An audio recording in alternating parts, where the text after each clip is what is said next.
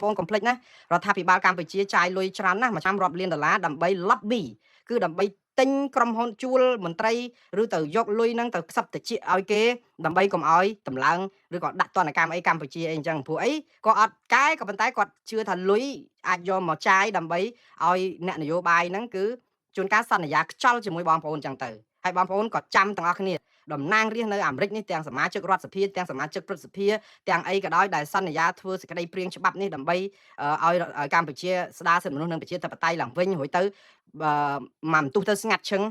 ត្រូវទទួលឲ្យអ្នកទាំងអស់នេះទទួលខុសត្រូវចំពោះអ្វីដែលគាត់សន្យាកុំសន្យាខ្យល់ឲ្យខ្លួនយើងនឹងក៏អញ្ចឹងដែរកុំថ្លៃទៅជាឧបករណ៍បម្រើនយោបាយរបស់គេដែរជួនកាលទៅខាត់ពេលវេលាខាត់អីទាំងព្យុះទាំងភ្លៀងទៅបាតកម្មទៅតវ៉ាមុខស្អីគេវាមានរដ្ឋសភាអាមេរិកបានទៅហើយស្ងាត់ឈឹងគេធ្វើអីក៏តែយើងអត់ទៅតាមដានទៅសួរគេទៅដាក់សម្ពាធគេទៅធ្វើម៉េចឲ្យគេថាសន្យាធ្វើកុំចិត្តតែធ្វើចោលមានតែសេចក្តីព្រាងច្បាប់មួយសន្លឹកដាក់ចោល3ឆ្នាំអត់បានតាមដានអីចឹងអត់ទេជួនកាលយើងបង្កើតឲ្យមានក្តីសង្ឃឹមបែបคล้ายឲ្យប្រជាពលរដ្ឋអ្នកតស៊ូមតិដែរហើយយើងចំណែកនៅក្នុងការផ្ដល់សេចក្តីសង្ឃឹមคล้ายហ្នឹងព្រោះយើងคล้ายជាឧបករណ៍នយោបាយរបស់តំណាងរាស្ត្ររបស់សហរដ្ឋអាមេរិកដែលមិនដឹងថាអាចគាត់លុះនៅក្នុងអធិបុលនៃការដែល lobby បញ្ចុះបញ្ចូលពីរដ្ឋាភិបាលគេចាយលុយច្រើនណាស់ដូច្នេះខ្ញុំមិនចោទប្រកាន់ទេក៏ប៉ុន្តែប្រជាពលរដ្ឋត្រូវតែធ្វើជាប្រជាពលរដ្ឋសកម្មនៅក្នុងការតស៊ូមតិហើយតំណាងរាស្ត្រហ្នឹងគឺត្រូវគោះទ្វារឲ្យបានញឹកញាប់បំផុតមិនឲ្យគាត់ទៅនេហើយជាសិទ្ធិស្របច្បាប់របស់បងប្អូននៅក្នុងការជួយផ្ទៀងផ្ទាត់គ្នាព្រោះរដ្ឋាភិបាលកម្ពុជាក៏គេប្រឹងដែរមិនមែនប្រឹងស្ដារសិទ្ធិមនុស្សនិងប្រជាធិបតេយ្យប្រឹងចាយលុយដើម្បីបិទមាត់កុំឲ្យតំណាងរាស្ត្រឬក៏អ្នកនយោបាយហ្នឹងនាំគ្នាធ្វើច្បាប់ដាក់ទណ្ឌកម្មកម្ពុជាតែប៉ុណ្្នឹងឯងហើយដល់ពេលហើយគេនិយាយថាអូរដ្ឋាភិបាលកម្ពុជាចឹងហើយគេមិនមែនធ្វើដោយក្រុមប្រឆាំងដើរផ្កាប់ច្បាយរដ្ឋាភិបាលកម្មករទេគឺសារបែបហ្នឹងរដ្ឋាភិបាលកម្ពុជាពេលដែលមកចាយលុយទប់កុំឲ្យគេដាក់ទណ្ឌកម្មកម្ពុជាគាត់ទៅអួតកម្មករថារដ្ឋាភិបាលប្រឹងណាស់កុំឲ្យគេដាក់ពន្ធកុំឲ្យគេដាក់អីហ្នឹងគឺដើម្បីឲ្យឆ្នាំងបាយហ្នឹងនៅប៉ុន្តែមិនមែនទេបងប្អូនជាការធ្វើនយោបាយ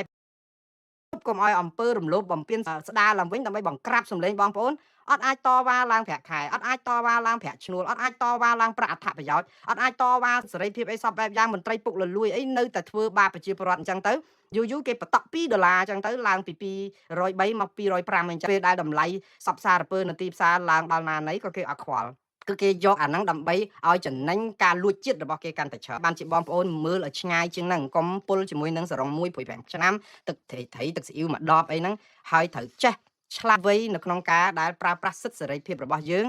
ឲ្យមានអំណាចស្លឹកឆ្នោតមួយសន្លឹកសម្លេងមួយសម្លេងនេះគឺមានន័យស្មើគ្នានឹងសម្លេងរបស់អ្នកណាទាំងអស់ទាំងរដ្ឋមន្ត្រីនាយករដ្ឋមន្ត្រីសូម្បីតែស្ដេចផែនដីគឺសម្លេងហ្នឹងគឺមានឥទ្ធិពលដូចគ្នាតម្លៃស្មើគ្នាហើយប្រើឲ្យមានប្រយោជន៍បន្តទៅទៀតបងប្អូនកញ្ញាផឹងសុភានិងលោកសានសិទ្ធចេញពីពន្ធនាគារក្រោយជាប់ទោសគ្រប់កាលកំណត់2ឆ្នាំហើយលោកសុនស្រននៅជាប់យូរទៀតបងប្អូនឃើញលោកចៅវាចេញពីពន្ធនាគារឥឡូវនេះថ្ងៃនេះឃើញ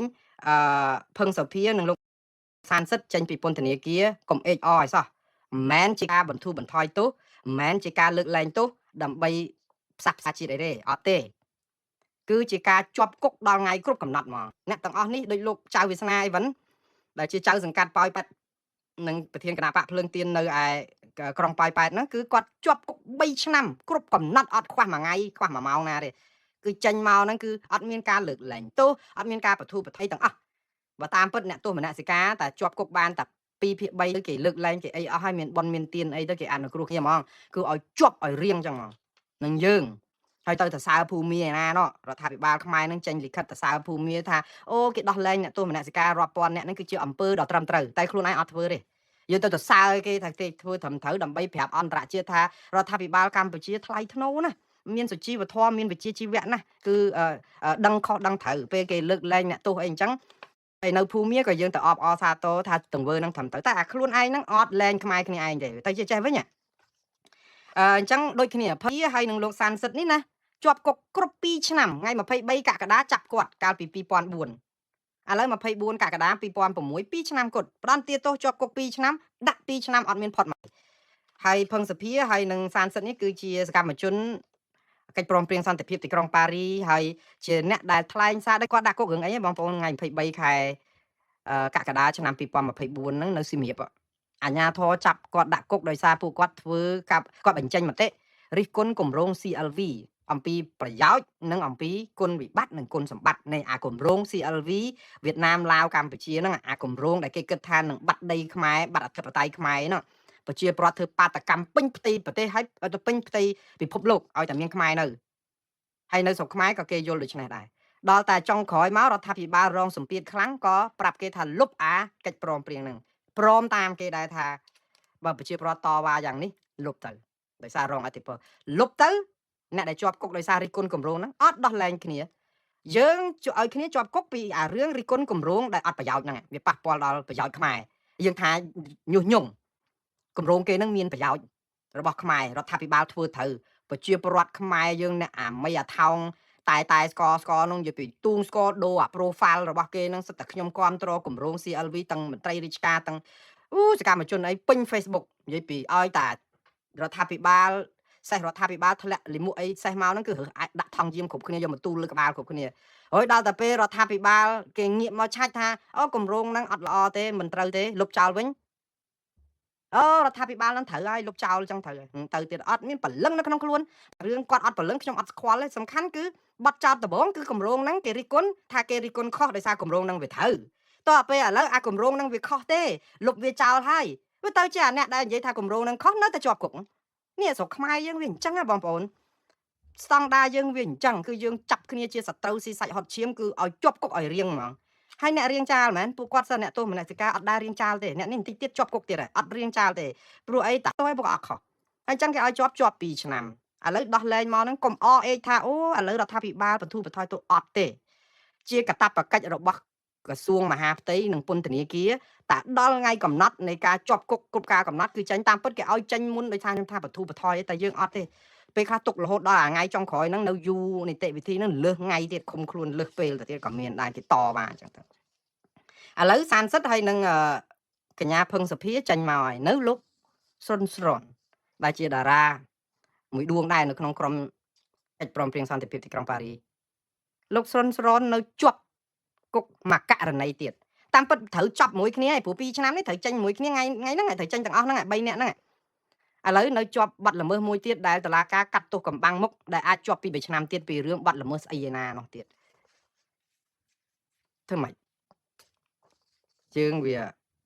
ថាចង់និយាយថាគេធ្វើនឹងការដាក់ទោសនេះគឺគេចង់ធ្វើឲ្យមនុស្សរៀងចាលកុំឲ្យហ៊ានរិះគន់កុំឲ្យនិយាយស្ដីកុំឲ្យបញ្ចេញមតិអីគឺឲ្យថារដ្ឋាភិបាលថាតែរដ្ឋាភិបាលថាស្កតែប៉ុណ្្នឹងឯង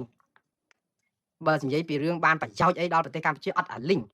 គឺគេមើលមកឃើញស្ថានភាពហើយចាំមើលលោកThomas Andrews ហ្នឹងតែពេលគាត់ទៅគាត់នឹងរាយការណ៍ពីរឿងអាបញ្ហា CLV បញ្ហាសុនស្រនអីហ្នឹងគាត់មិនទៅនិយាយថាអូរដ្ឋាភិបាលបានដោះលែងលោកចៅវាសនារដ្ឋាភិបាលបានដោះលែងភឹងសុភាឬក៏សុនស្រនអត់ទេនេះមិនមែនជាការដោះលែងទេបងប្អូនណាដោះលោកម្នាក់ដែលជាខ្ញុំភ្លេចឈ្មោះគាត់ដែរប្រហែលថ្ងៃមុននោះដែលគេដោះលែងដោយសារគាត់ជាប់គុកគ្រប់ការកំណត់ហ្នឹងឃើញដោះលែងពីគុកមកប្រយហ្នឹងមិនមែនគេបន្ធូរបន្ថយទោសទេណាគឺដោយសារគាត់ចាប់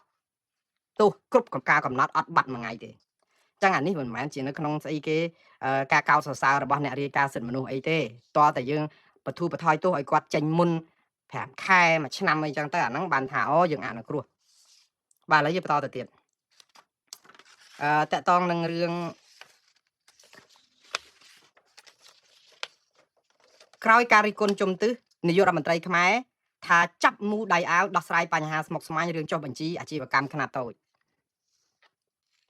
ថ្ងៃនេះខ្ញុំឮលោកហ៊ុនម៉ាណែតដែលជានាយករដ្ឋមន្ត្រីកម្ពុជាក្នុងកិច្ចប្រជុំនៅទីស្តីការគណៈរដ្ឋមន្ត្រីជួបគណៈគាត់បដិញ្ញាមែនតើគាត់ថាគាត់មូអាវមូដៃអាវថាមូដៃអាវដំបូងគឺតាក់ទងរឿង scam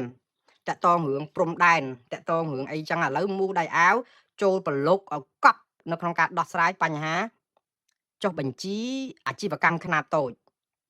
ហេតុអីបានជាលោកហ៊ុនម៉ាណែតថាគាត់មូដៃអាវចុះក្រសួងមន្ទីររាល់ថ្ងៃធ្វើអីគេក្រសួងពាណិជ្ជកម្មក្រសួងពាក់ព័ន្ធនៅក្នុងការចុះបញ្ជីពាណិជ្ជកម្មបញ្ជីស្អីគាត់ធ្វើអីគេឲ្យប្រកាសនាយករដ្ឋមន្ត្រីតលតែមកស្រែកតលតែមូដៃអាវបានធ្វើប៉ុន្តែចំពោះខ្ញុំសាទររឿងមួយគឺថាធ្វើទៅប្រជាពលរដ្ឋកាហាយខ្លោចផ្សាយយូរហើយរឿងអាគេហៅការិយាល័យបតៃអារឿងអូយថាវាចាក់ស្រេះច្រើនក្រសួងទៅចុះគ្រាន់តែរបបបើកផលិតសាប៊ូមួយដបហ្នឹង 14ក្រសួង14ស្ថាប័ននិយាយពីចេញពីមួយចូលមួយហើយខុសនេះខុសនោះនឹងបាច់បានធ្វើអីទេដោយសារអីបងប្អូនដោយសារយើងមានស្ថាប័នមានក្រសួងមានមន្ទីរមានអនុគណៈកម្មការមានស្អីហ្នឹងវាច្រើនពេក31ក្រសួងមន្ទីរហើយហ្នឹងដល់អញ្ចឹងអាការងារហ្នឹងចែកលុយគ្នាចែកតួនាទីគ្នាតាមហ្នឹងអញ្ចឹងទៅធ្វើឲ្យរឿងដែលត្រូវដូចថាអានេះគេថាទឹកáបើពេលវាហូរវូហ្មងចូលដល់ពាងយើងណាវាអត់មកវានៅមានកលិចកលាក់កលុកកលោច្រូចនេះនិចដូចថាអស់អាលីងដោយសារអីដោយសារក្រសួងមន្ទីរហ្នឹងនាំគ្នាចាប់បន្តិចមកច្បេកដូចថាបំពង់ធំមួយមកអញ្ចឹងយើងនាំគ្នាចោះប្រហោងបន្តិចទៅដាក់ក្បាលរមណីចូលផ្ទះយើងខាងនោះតទៅនេះបន្តិចខាងនោះតអីទៅសយោហ្នឹងវាសពីងសពងពេកទៅដល់ពេលចុងក្រោយអាទឹកដែលចូលដល់ក្នុងពាងធ្លាក់មកបានមកតំណក់គត់ពួកខាងនោះយកអស់អាលីងហើយវាអញញ៉ៃអញ្ចឹងហើយរឿងនេះគេនិយាយឡើងសោះខ្ចល់ហើយរដ្ឋាភិបាលអត់ធ្វើពួកអីគាត់ធ្វើអត់កើត